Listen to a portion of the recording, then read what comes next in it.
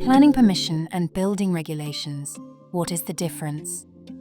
Planning permission and building regulations are separate processes, and they're frequently confused, but they serve entirely different purposes. Planning permission is granted by the local planning authority.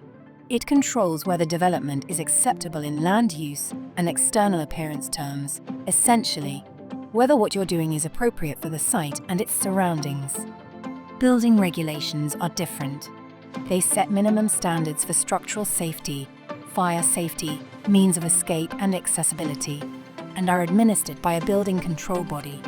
They're about how something is built, not whether it can be built. For a mezzanine floor, the distinction matters. In most cases, a mezzanine installed within an existing industrial or commercial building doesn't require planning permission, it's internal works.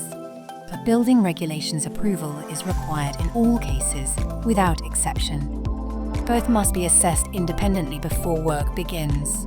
Assuming one covers the other is a mistake that can delay a project or create compliance problems after installation.